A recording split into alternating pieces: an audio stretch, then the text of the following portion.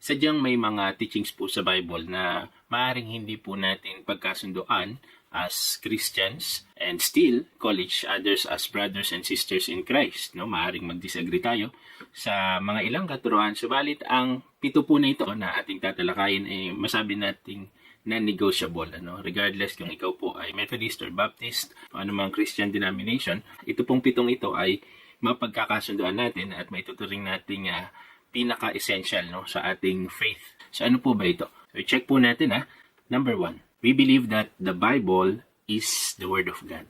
Ang Biblia, ang kasulatan ay sinulat ng mga taong nauna sa atin na pinahayagan ng Diyos. Nagkaroon ng personal na karanasan mula sa Panginoon at ito ay kanilang itinala na nagsisilbing batayan ng ating pananampalataya. Pinapahayag po ng Biblia kung sino ang Diyos sa atin, paano niya tayo minamahal at inaalagaan at ang kanyang napakagandang plano sa hinaharap.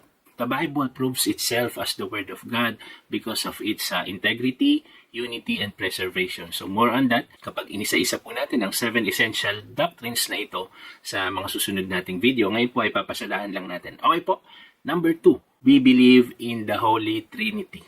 Ayan, controversial. Sasabihin ng iba, wala naman yung word na Trinity sa Bible. No. Hindi po tayo naniniwala sa maraming Diyos. Tayo po ay monotheistic as the sole foundation ng ating belief system. Mono means one. We believe in only one God.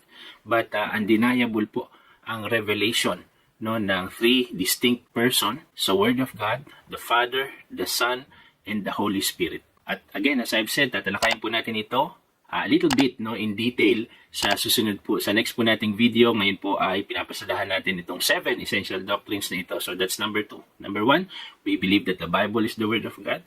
Number 2, we believe in the Holy Trinity. Number 3, we believe that man is lost without God. Ang tao po ay nilikha ng Diyos at kapag ang tao ay nakawalay o nagre-rebelde sa Diyos, he is doomed to self-destruct.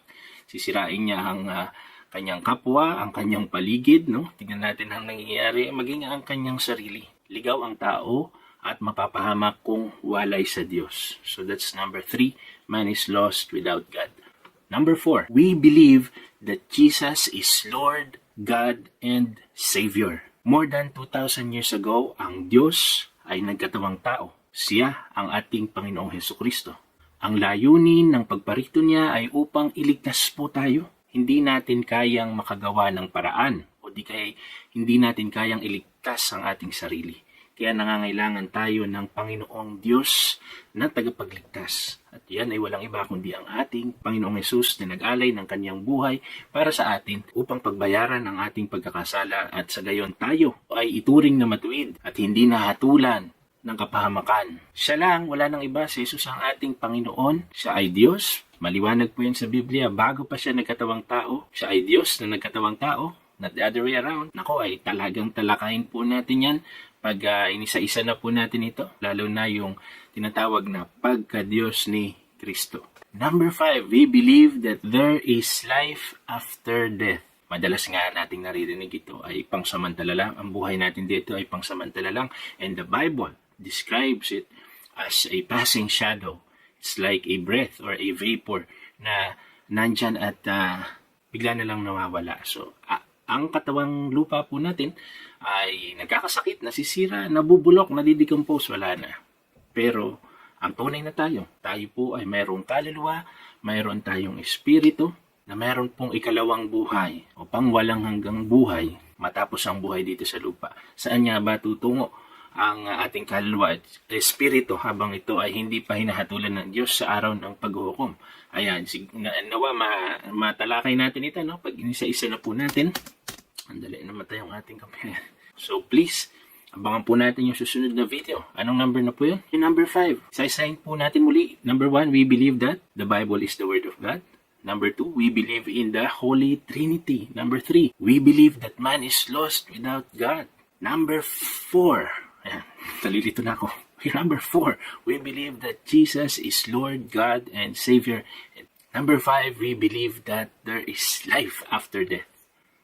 Number 6, we believe that the church is God's family.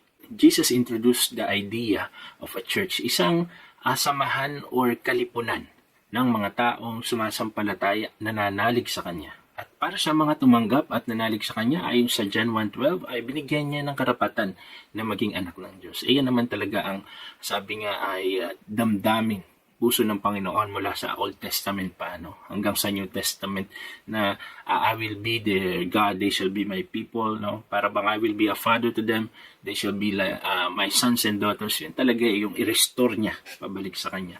At sa Book of Revelation, no? sa 21, no? Revelation 21 ay talagang nagkaroon ng magkakaroon ng restoration yan, no? Ang tahanan ng Diyos ay mamamalagi na sa piling natin.